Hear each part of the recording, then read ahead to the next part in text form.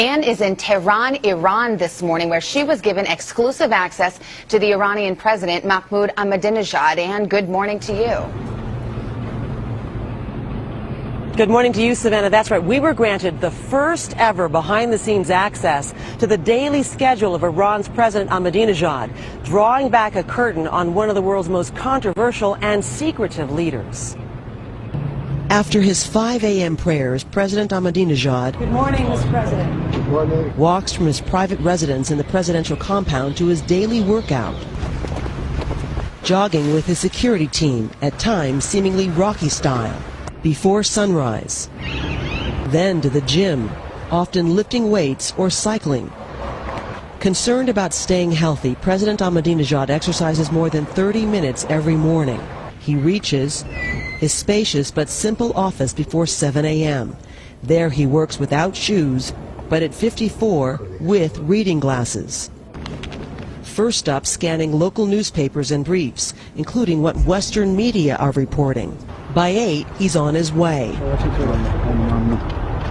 On this day, to a gathering of prominent Shia Muslim leaders. He's called to promote Iran as a Shia superstate. By 9:40, he's boarding a government 707, more than 50 years old. The flying relic is likely a result of Western sanctions long imposed against Iran. Even during the flight, he's meeting with ministers. A hard-driving schedule is the norm, his aides say, claiming he sleeps just 3 hours a night and that his days often stretch to 2 a.m. They say even Iran's supreme leader has advised him to sleep more. In his 6 years as president, Ahmadinejad has visited each province at least 3 times and every city in each province. At 11:45, after an hour flight, we land at remote Khorasan province near the border of Turkmenistan. Mr. President. In this poor border town, he first stops at a bazaar, meeting local artisans, speaking to some even in everyday English. Mr. President, why have you made this point to come to one of the poorest parts of Iran to highlight the art and the crafts? And we want to show that all the members, we have some common, humanity, human values. Just the main point is to integrate all the nations together. About all the nations of the world, including the United States? Everywhere there is a human. Keeping obviously a grueling schedule, what is your primary motivation as president? Why do you work so hard?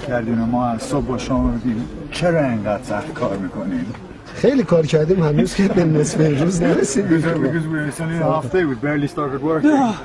Mindful that this is one of the poorest parts of his country, at 12:50 he's on the move again to review government-subsidized housing. Iran's poor masses are his base. 26,000 families here alone have gotten homes. These women agree the homes are far better than the ones they used to live in. But as the president attempts to leave, he is surrounded, swarmed by people pleading for food and other necessities, now dramatically more expensive because of rising inflation. Later in the afternoon, this man tells the president he lost 3 sons in Iran's war with Iraq, and now his wife is sick. The president showing a compassionate side, perhaps trying to remake his image at home and abroad. At 6:35, he lands back in Tehran. What is the future you wish for Iran? Why? I want the same future as I want for every nation in the world. Peace, friendship, happiness, and unity. At 7:30, back at the presidential compound for hours for more meetings. He stops to pray for the 5th time on this day. And then, in darkness, he returns to work, expected to go until midnight, when night becomes day again. President Ahmadinejad is about to appear once again on the world stage when he speaks before the United Nations General Assembly. But in a sign that his controversial rhetoric has not changed, on Sunday he reiterated his position that 9/11 was, quote, a complicated plan devised as a pretext for the occupation of Afghanistan and Iraq. There is a lot to ask him about, including new concerns about Iran's nuclear ambitions, and we are now working to bring you that interview tomorrow morning on Today. Now back to you, Savannah. All right.